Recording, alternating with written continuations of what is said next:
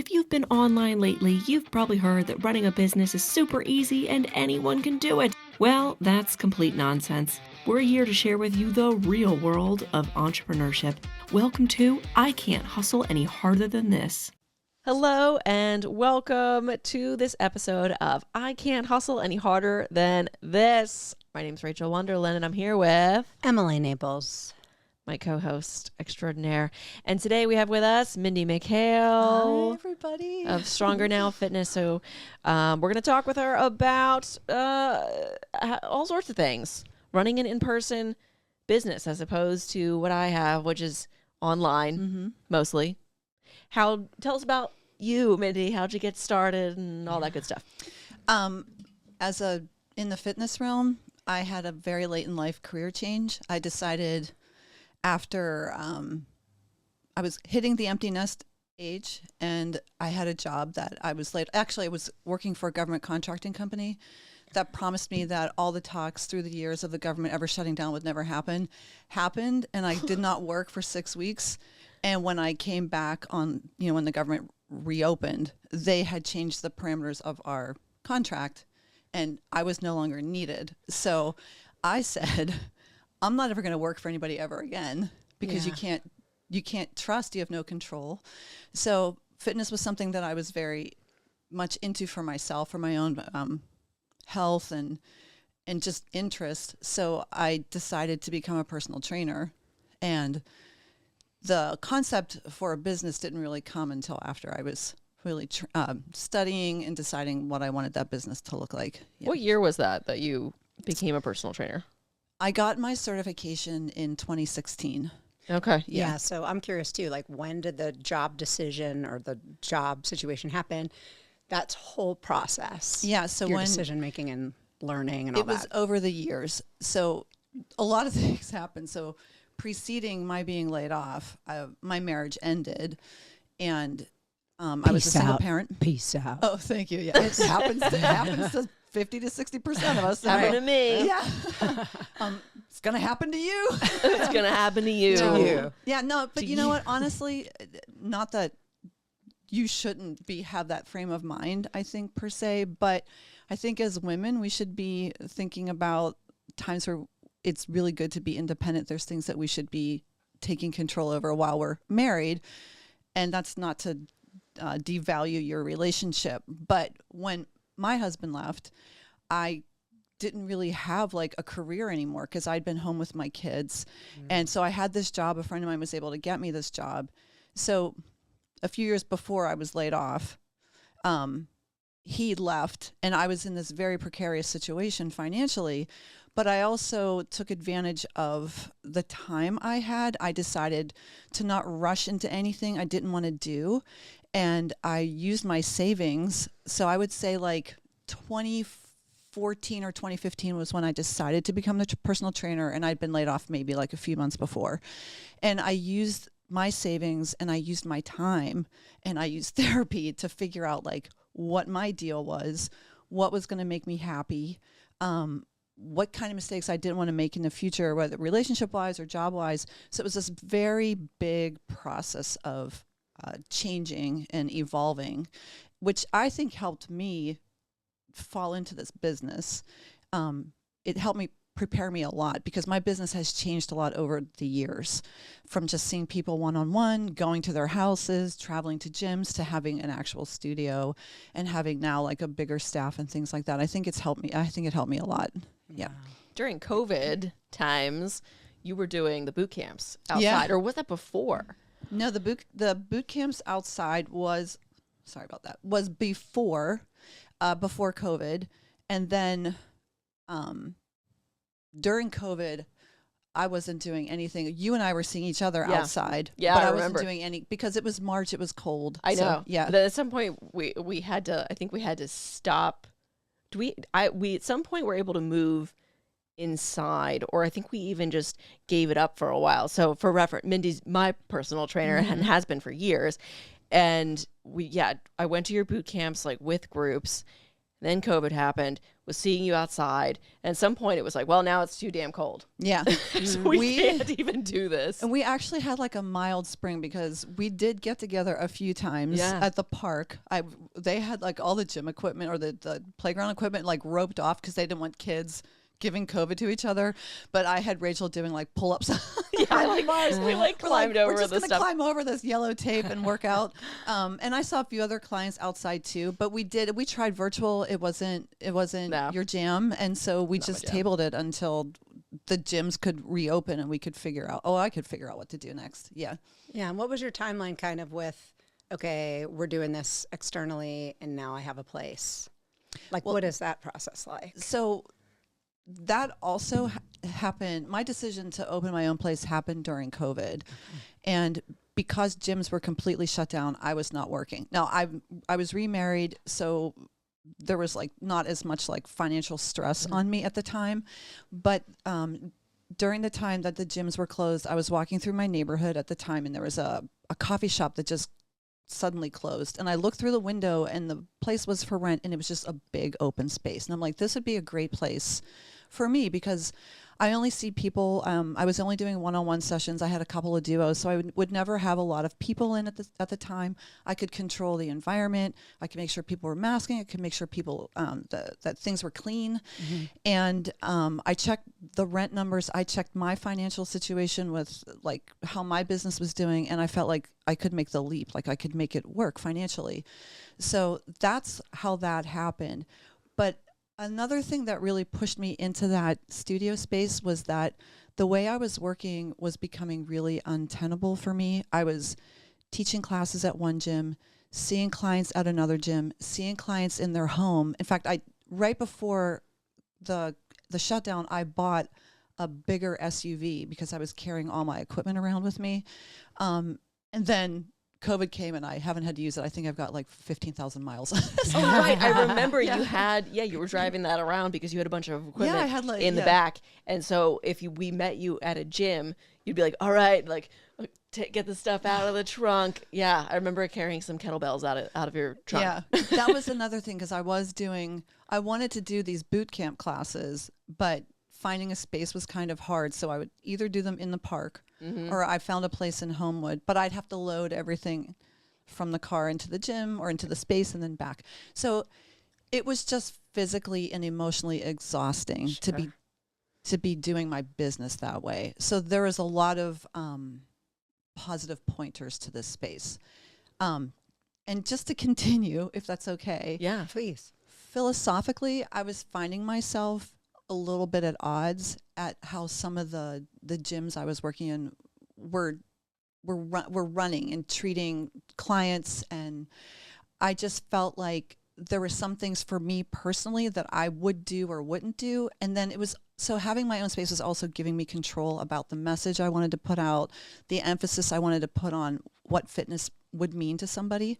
So it was just an all around good decision. Because the gyms that you were working at, what were they like? Were they what do they call them? Chain gyms? No, none of them were. They were independent, and I would say like honestly, they're great places to work out. I just was noticing certain groups of people not keeping up.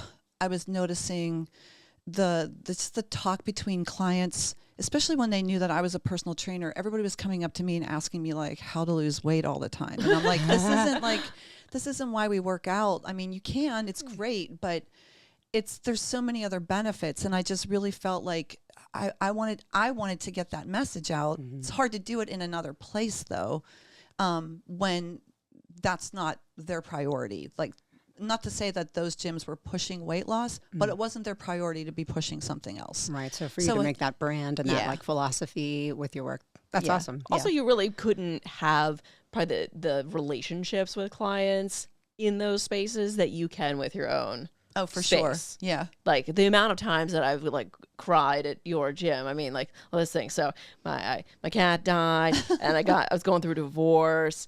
I got pregnant. I got remarried.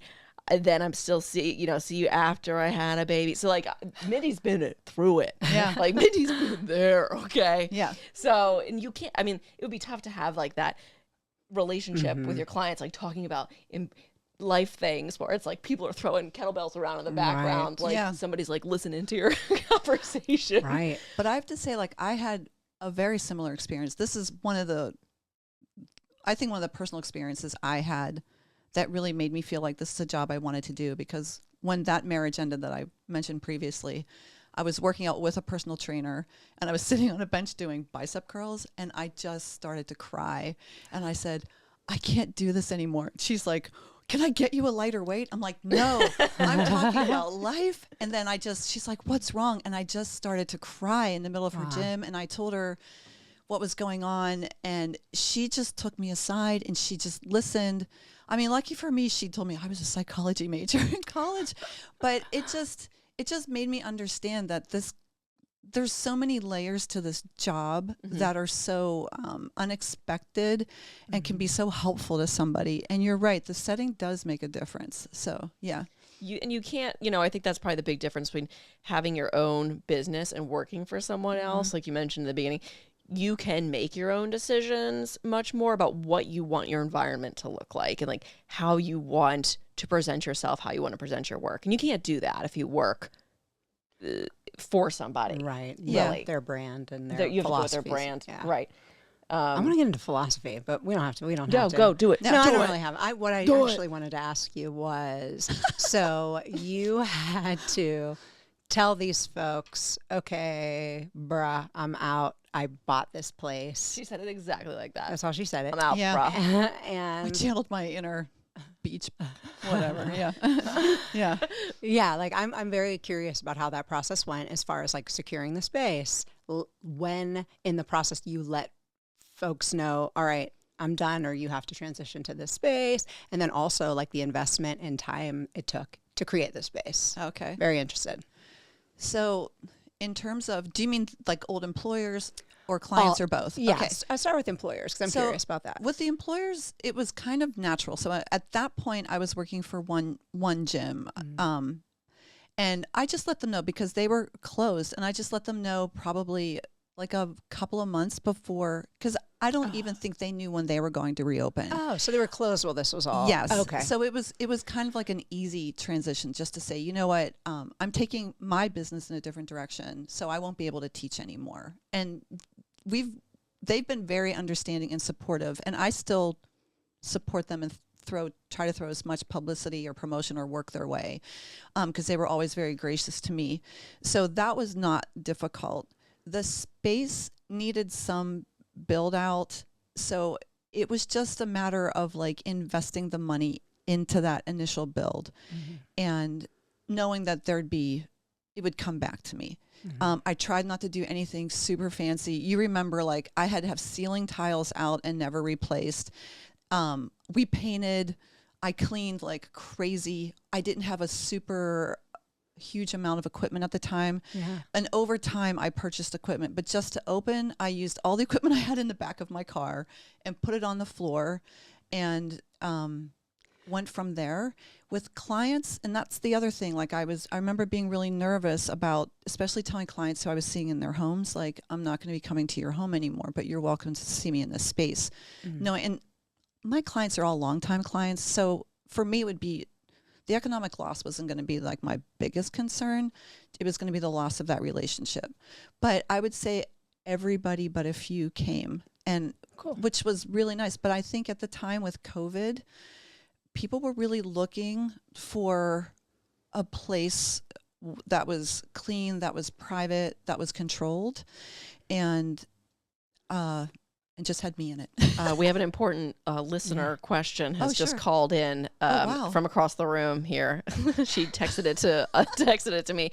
She says, "Did it smell like coffee at first?" It smelled so much like coffee that even in my final days there, I think I imagined the coffee smell. Like every time I walked in the door, I'm like, it smells like coffee and old milk. But sometimes I feel like by the time I got in there, it didn't really smell too much like coffee. I don't know what it. No, it didn't. It was just locked in my brain. Yeah. Did you add anything to the walls or floor, like mirrors or? So the floors, eventually I got rubber matte flooring. But it took a while. There was that was like a real disaster on the part of the distributor and the and the people who were delivering it. So we had to work on linoleum for a while, but the floor came in, nothing on the walls. I have a mirror that I bought at IKEA. It's slightly wider than your typical full length mirror. I don't believe in having mirrors all over in the gym. Okay. First of all, it's distracting. Well, let me take that back. First of all, most women don't want to see themselves work out, and it's uncomfortable for them.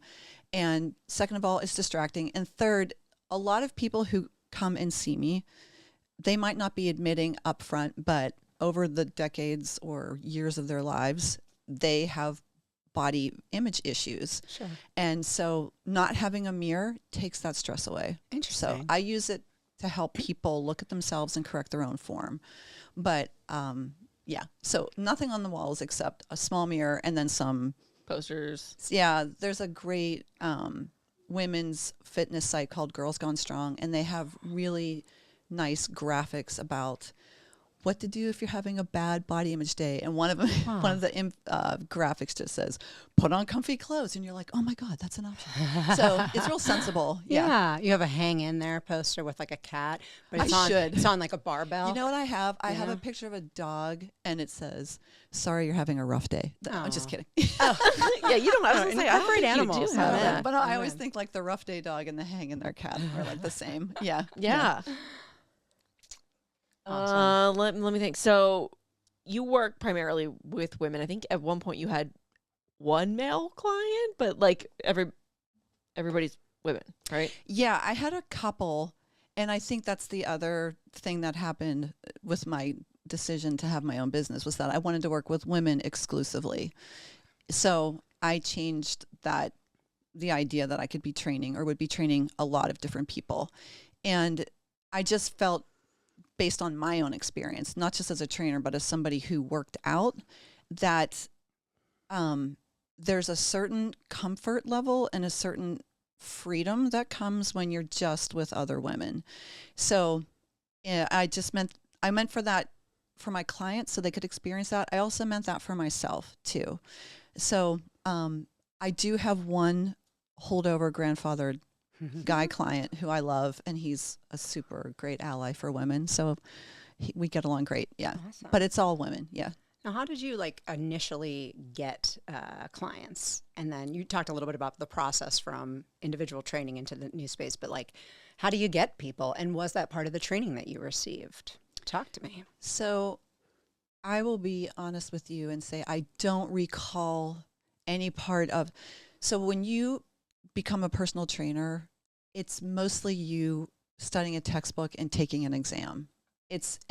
There's no national regulatory board or standards. So you are kind of on your own in a lot of ways. I've gone to some conferences to get my CEUs, and there would be somebody leading a workshop talking about business development, those kinds of things. But it's not what I remember a huge part of the textbook. So I feel like I was kind of on my own.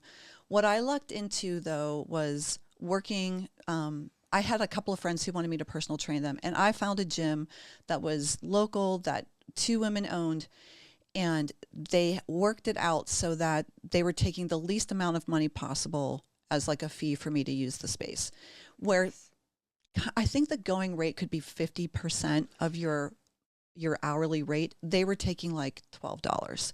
And they weren't the only gym around. There's another woman-owned gym in Aspinwall where I saw people. It was the same thing. So I just really appreciated women encouraging other women and making a space for anybody to come in and grow their business and just get somebody working out. So it started with me having a couple of friends who wanted to train. And while I was working out at this gym that I mentioned originally, one of the trainers, her partner was taking a maternity leave, and she asked me to sub for her clients, which I did. Mm-hmm. And so from there, they started giving me, I think I was able to show them, like what kind of trainer I was. Mm-hmm. And they gave me a few clients. And then I just had people just reach out to me. And even though I was like new in the training process, because I feel like I've had to grow with my clients, like I've had a lot to learn with my clients. That's how I would get them, and mostly word of mouth. Yeah. Okay. So there wasn't like an advertising campaign, so to speak. No, I remember creating a Facebook page for myself and doing like a Christmas special, so many sessions for a special price. And I didn't get one inquiry. I talk to Rachael about this all the time. Like, I'm not a social media person. I understand its purpose. And if I was really, really good at it and committed to it, it would probably make a difference for me. But it's just not my strength. Marketing's such a crapshoot, though. But so I mean, it sounds like you get your certification, and then they're just like, "All right, figure it out," right? Yeah. There's no governing body. People don't realize this. There's no governing body for dementia care in the United States either. So there are a great number of like certifications. We have one too, that are like, oh, this is like national. This is, and they have great names, but they're just great trademark names, and there's no actual governing body. So it's interesting that you say, like, you get your certification. We're talking to Zach Roach at some point later in another episode about, because he's a real estate agent. And that's kind of, I think, the same thing. It's like, okay, here's your certification. Good luck out there. Good luck out there. Like, figure it out. Yeah. Bye. Because I remember having like chapters about how to build relationships with your clients, but there was no chapter, I think, on How to get clients? Yeah, there may have been, and maybe I just don't remember. But I will tell you, if I don't remember, it's probably because it wasn't that big of a deal in the book. It was just like, I feel like this is the problem with business in general, though. And a lot of people have this idea that I will simply open a business and people, like, if you build it, they will come. And I feel like they're even, if they didn't have any piece in the textbook about that, there is this sort of promoted idea. If you make a thing, people will just show up. And it's like, no, Absolutely not. that's not how that works. Like, you got to do a lot of legwork. My mom started working for Dementia by Day, and she said to me a couple weeks ago, she was like, I had no idea how much selling that you have to do. She was like, you do so much sales. And I was like, yeah, hell yeah. That's a huge part of what we do. I don't like it, but like. So it sounds, the fact that you had some people already, that's a nice thing. Yeah. And I had to really come to terms with myself that I'm a shy person by nature, and promoting myself is physically painful. And I had a business coach for a while, and you recommended her to me.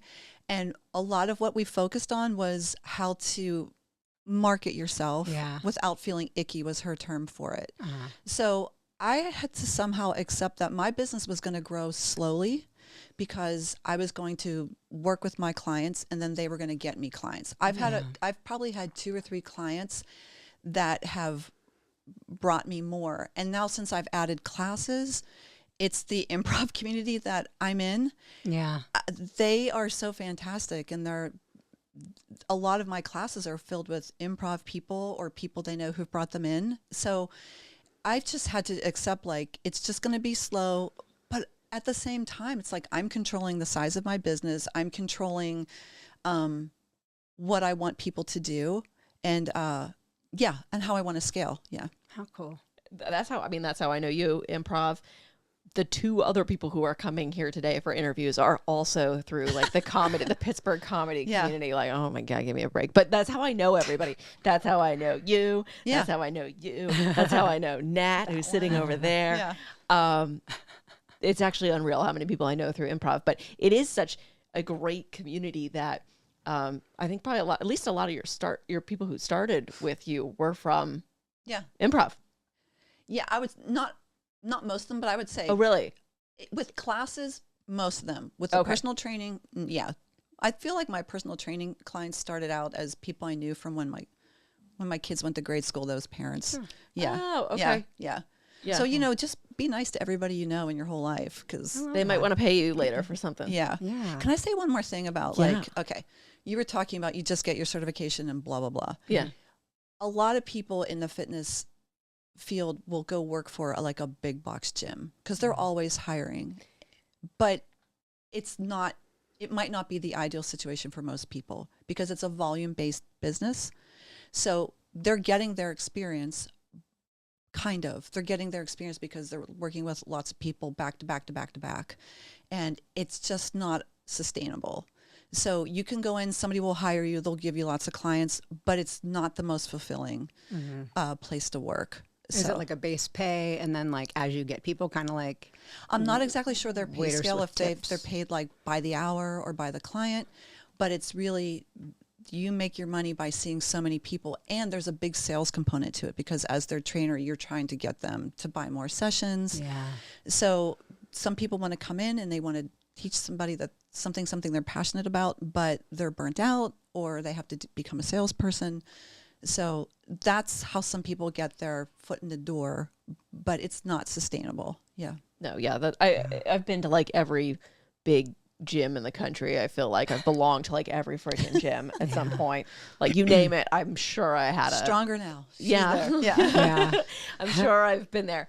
But they all have like schedule time with a personal trainer. But you have to imagine they're probably with different people all the time. They're with like a new person. That person doesn't come back anymore. And so it is about like acquiring volume and keeping Yeah. people, For sure. which is a huge part of business. And again, like it's a big part of it is sales, and it sucks. But I think that, generally you're not prepared for that going out on your own. Like that's the big downside to me. Like you can't control if you're going to get fired, like from a company, or get laid off, or like lose the government contract or what have you.